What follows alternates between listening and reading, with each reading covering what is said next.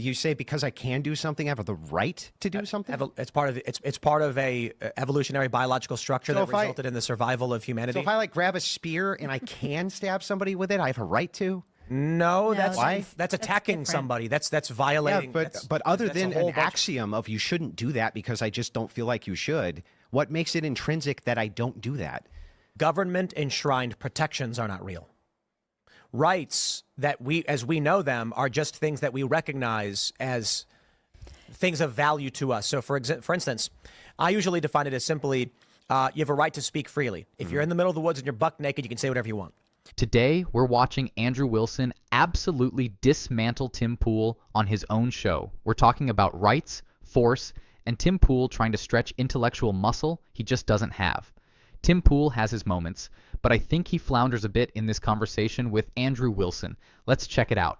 You have a right to keep and bear arms. Pick up a stick, sharpen it, pointy stick, you can defend yourself. Ain't no one going to stop you. The question is, when you get into conflict with someone else, where is that line drawn?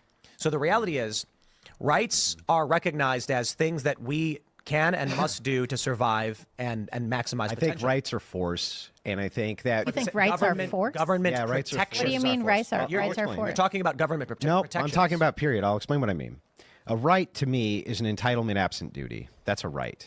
Okay, you're entitled to it, but you have no duty. What does that mean? It means that you have it. So, like, okay, an entitlement to speak. Yeah. So if you have a right to own a gun, to speak. No, hang on. Let me finish. If you have a right to own a gun, do you have a duty to own a gun? What do you have a duty to speak? No, you don't have a duty to speak. If you have a right to vote, do you have a duty to vote? So right, so it would be an entitlement. That's your argument. It's an entitlement, but absent a duty. But you can speak. Yeah, you can.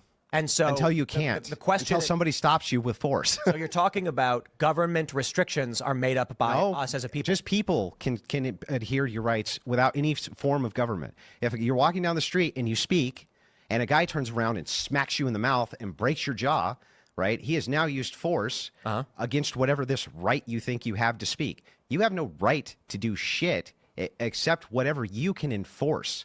Right. Your mechanism is force, and the mechanism against you is force. And so all rights are is force. You're talking about government protections, not rights. No, I'm talking about rights. What is a right? So it is an intrinsic moral function. Well, okay. Intrinsic meaning what? It means if again, I'll try to explain. If you're born and you live in the middle of the woods, there are things you can do. You can hunt for food. You can defend yourself. You can speak freely. Now, what we've done in the United States unless is you're born blind and you can't talk.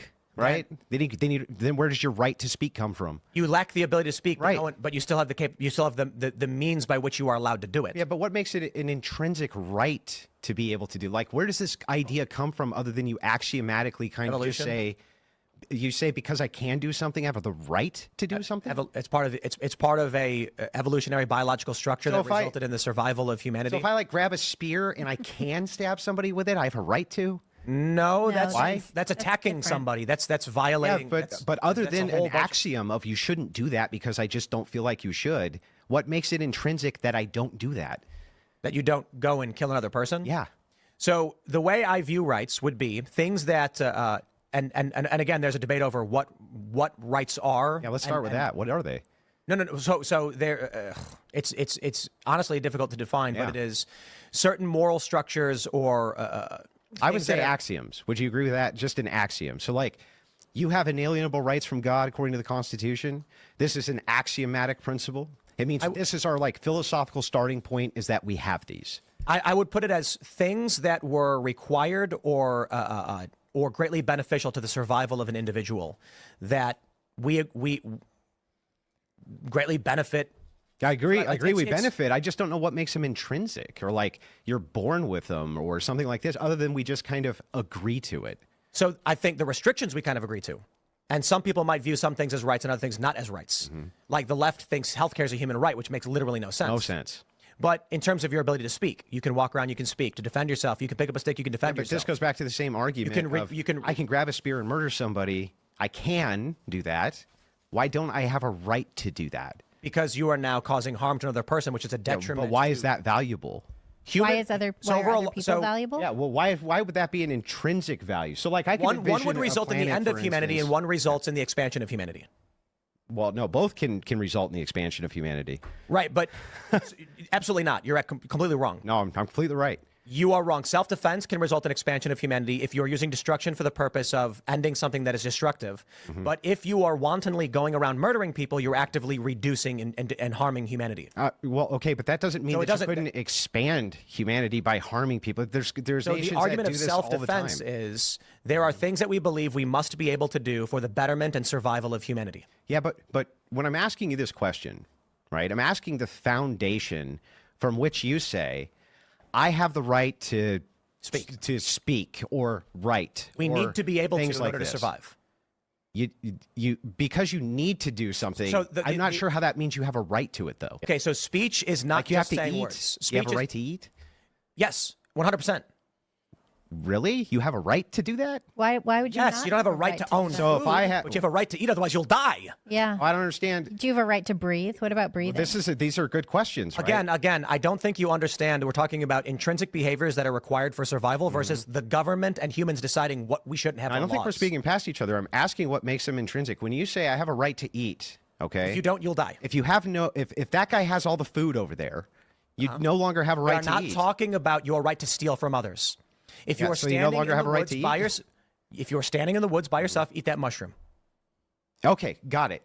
You can eat the mushroom. But what makes it a right to eat that mushroom, and what makes it not a right for guy standing next to the mushroom to say, I have a gun and I don't want you to eat that mushroom? You're now once again talking about laws and restrictions. Yeah, okay, but my whole theory is that rights themselves are force. And that's all they ever are. It's just your ability to use force to do thing you want to do. I think you're just making you call that a right. I call rights things that are essential to the survival of humanity. So you have a right to your heart beating and your blood flowing and to blink and to... Yes. Okay, so if you So now you misunderstand because once again you're talking about government again. How is this government? It doesn't need to be government. If you are standing in the middle of the woods and your heart is beating, your heart has a right to beat. If your heart fails and you die, you died. If you're making an argument that someone should or should not be allowed to do something is an entirely human social construct. I agree. Right. I'm saying that the reason we have protections of rights is because we've determined certain things are required for the reasonable survival and expansion of humanity. I agree. We agree to those things, and we act as though they're rights. And the Bill of Rights. But I don't think rights themselves exist. The Bill of Rights is a recognition of certain things that we do for the betterment of survival that must be protected from government. Now, if you want to argue the amendments in the Bill of Rights are nonsensical, fine. If you want to have a moral argument or philosophical argument about what is required or intrinsic to the survival of humanity, by all means have that argument. But rights do exist. It just means some you might not agree with and some you might think aren't.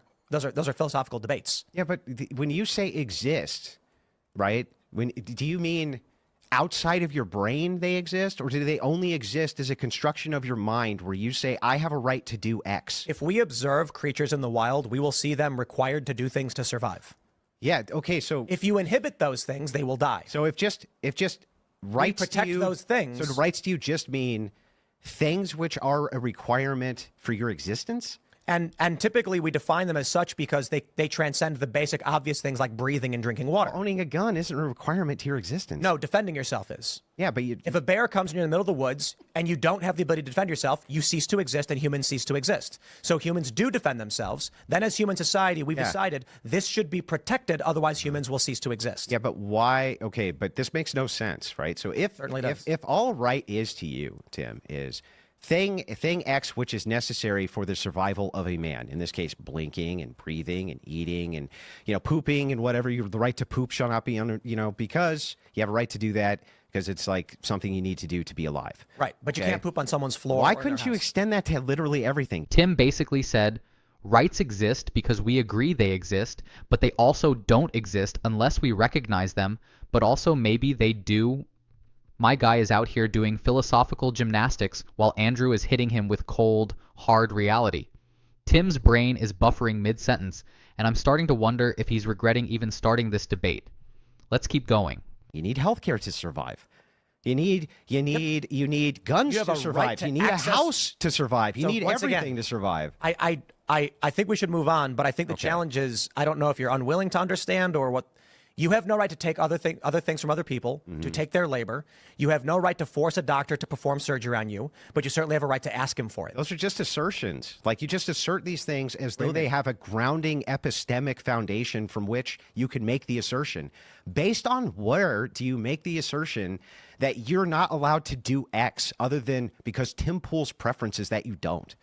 And I'm literally saying you're talking about laws and social order right now, not human behaviors for survival. I think human behaviors are laws and social orders. I think that's this. You're saying the same thing. No, if a person was in the middle of the woods, they'd be foraging and looking for food.